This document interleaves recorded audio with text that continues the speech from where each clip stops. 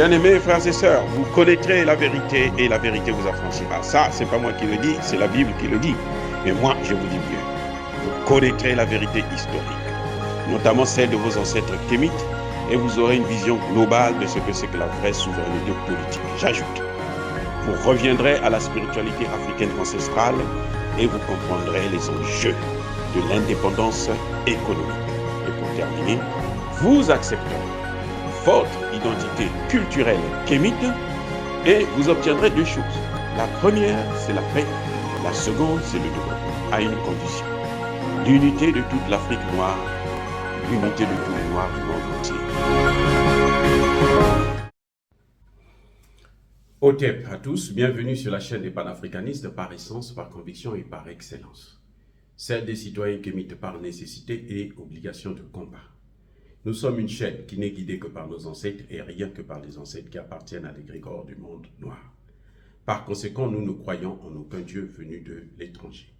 Toutefois, cette vidéo n'est aucunement destinée à inciter à la haine ou à la violence, car nous menons un combat qui est d'abord et avant tout spirituel, intellectuel et démocratique. Ensuite, il est politique, géopolitique et géostratégique. Contre l'impérialisme, le colonialisme, le néocolonialisme et l'endocolonat, qui sont tous qualifiés de crimes contre l'humanité. Nous menons ce combat sur la base du principe fondamental que nous avons hérité de nos ancêtres kémites, qui est celui de la Mahat, c'est-à-dire solidarité, vérité et justice. Vous êtes donc en droit de connaître la vérité et nous avons l'obligation de vous dire la vérité, rien que la vérité, afin que justice soit rendue au continent africain. Et ça, c'est notre modeste contribution dans cette noble lutte en faveur de la souveraineté, la dignité, la solidarité et l'unité africaine. C'est exactement ça que nous appelons le panafricanisme. Bien-aimés frères et sœurs, les Occidentaux s'inquiètent de la santé de Bazoum. Vous savez quoi? Ils s'inquiètent. Oh, depuis quand les Occidentaux s'inquiètent de notre santé? Et ils s'inquiètent tellement de notre santé qu'ils nous envoient des faux vaccins, qu'ils nous envoient des faux médicaments, qu'ils nous tuent avec toutes les armes qu'ils fabriquent pour tuer l'Afrique, pour tuer les Africains, pour piller l'Afrique, pour piller un continent. C'est incroyable. Maintenant, ils s'inquiètent de la santé de Bazoum. Ils ont un partenaire de guerre. Hein? Vous voyez, ils ont un partenaire de guerre. Un partenaire qui les a laissés s'installer dans leur pays, dans son pays plutôt, un partenaire qui les a laissés former une armée occidentale en Afrique, la première. Bon, vous allez me parler de Djibouti, vous allez me parler des petites bases militaires françaises ici et là, des mercenaires français, mais en tout cas, la vraie armée internationale où le secrétaire général de l'ONU est venu valider. Il est venu dire, nous allons mettre en place une armée internationale ici au Niger. Ah! C'est grave ça. Monsieur le secrétaire général, est-ce que vous entendez un peu? Vous n'avez pas de conseiller pour vous dire que non, l'Afrique ne vous appartient pas? L'Afrique n'est pas la chose de la communauté internationale? Il s'inquiète de sa santé. Je vais vous dire pourquoi. Ils ne s'inquiètent pas de sa santé, ils s'en fichent de sa santé. Ils savent que s'ils attaquent le Niger, la première des choses, ce sera la mort de Bazoum. Attendez, je reprends. S'ils attaquent le Niger, la première des conséquences sera la mort de Bazoum. Donc, s'ils veulent faire la guerre au Niger, c'est parce qu'ils ne veulent pas que Bazoum puisse être en vie. Aussi simple, bien aimés frères et sœurs, c'est pas moi.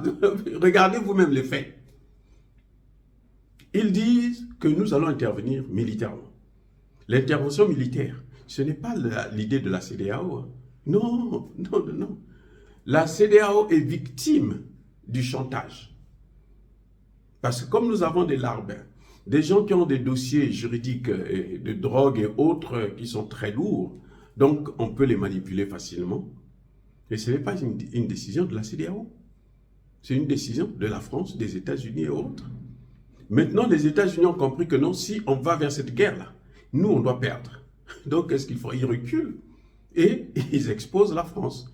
Et la France est obligée d'aller jusqu'au bout parce que ses intérêts sont menacés, que c'est même pas menacé, c'est déjà tué.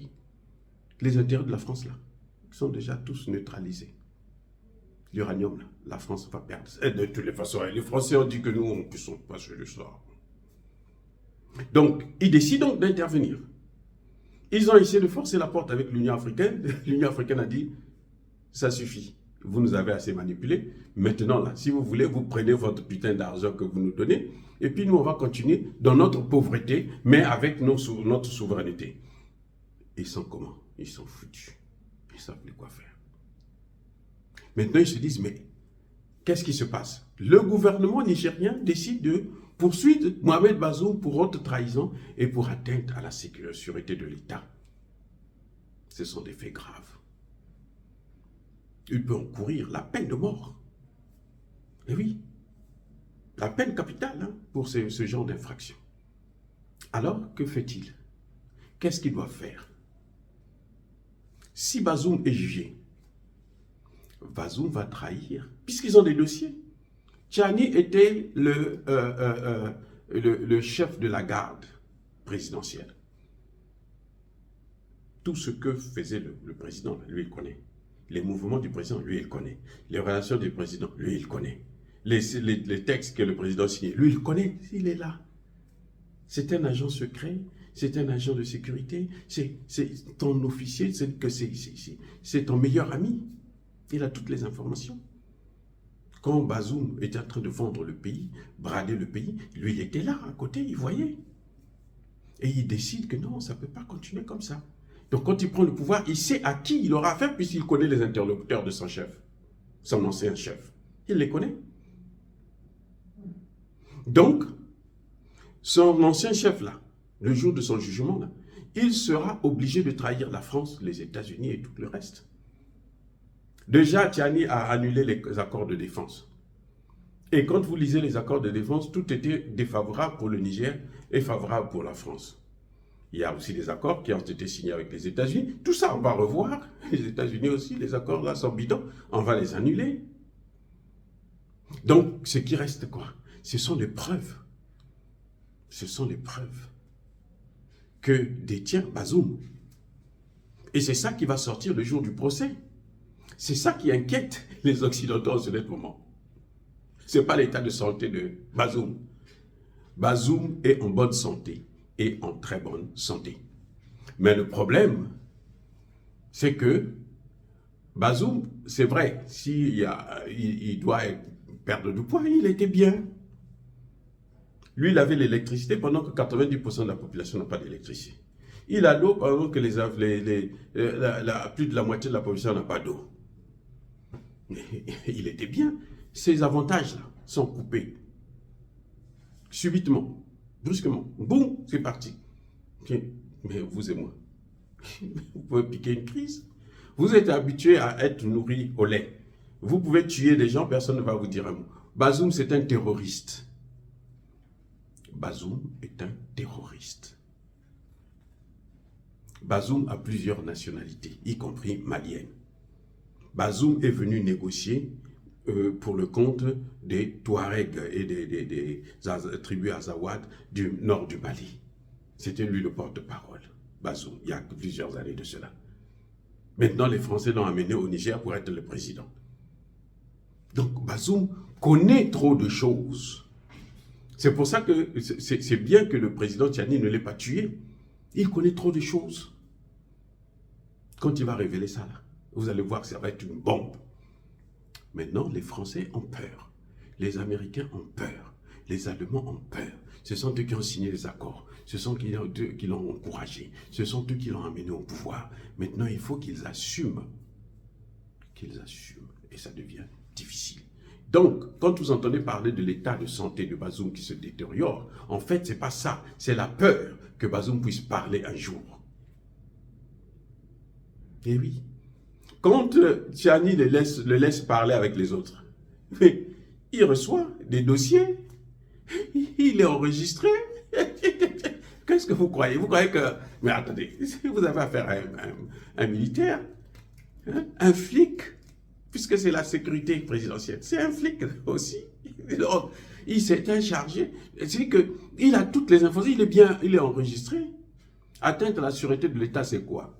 C'est lorsque vous complotez avec un autre État pour venir détruire votre pays, pour venir faire la guerre à votre pays. Mais Bazoum l'a fait tout récemment devant toute la communauté internationale. Il a écrit même une lettre. Ce qu'ils ont appelé, eux, la tribune de Bazoum. Hein? Avec qui il a complicé de qui? De l'Élysée. Il a envoyé ça à qui? Aux Américains, lesquels ont demandé qu'il faut qu'il y ait intervention. Les Américains, quand ils ont vu que les Russes vont se mêler, ils ont dit non, on arrête parce que là, les Russes nous ont déjà donné un chaos en Syrie, un chaos en Libye, et un chaos en Ukraine, et ils vont aussi nous donner un chaos. Les mêmes causes produisent les mêmes effets en Afrique. Ah oui, c'est comme ça. C'est ça le vrai problème. Ce n'est pas parce qu'ils aiment Bazoum, non. Ils s'en fichent de la santé de Bazoum parce qu'eux, ils veulent Bazoum mort. Les Occidentaux veulent Bazoum mort.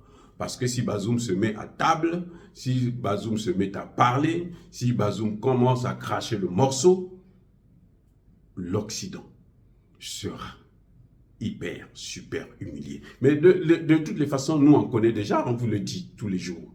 On vous les dénonce là, vous le savez. Mais ils ont peur que ce soit officiel. Par rapport à un chef d'État qui parle. C'est ça qui les fait peur. C'est pour ça que vous voyez que Alassane Ouattara a peur.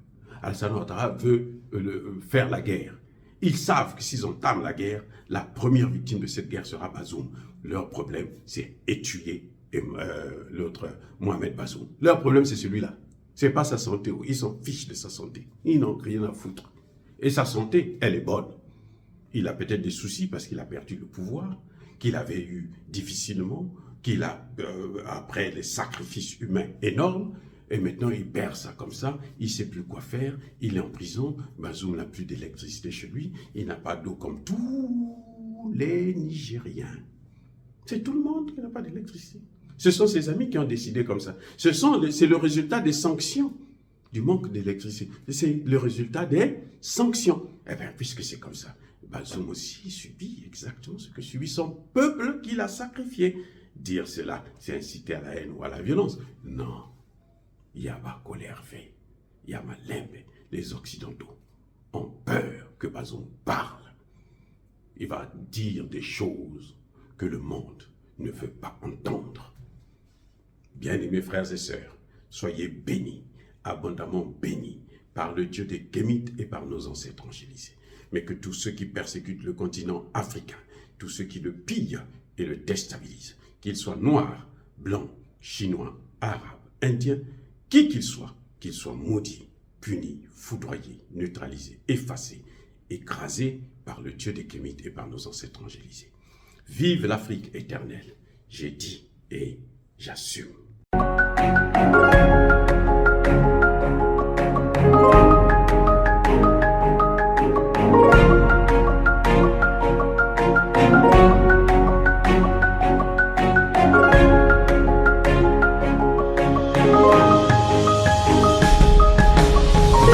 Eux, ils marchent par la foi et non par la vue. Mais moi, je vous conseille vivement de marcher par la connaissance scientifique et historique, notamment celle de nos ancêtres kémites, par les 5 sens et par l'intelligence. À vous, à Pierre.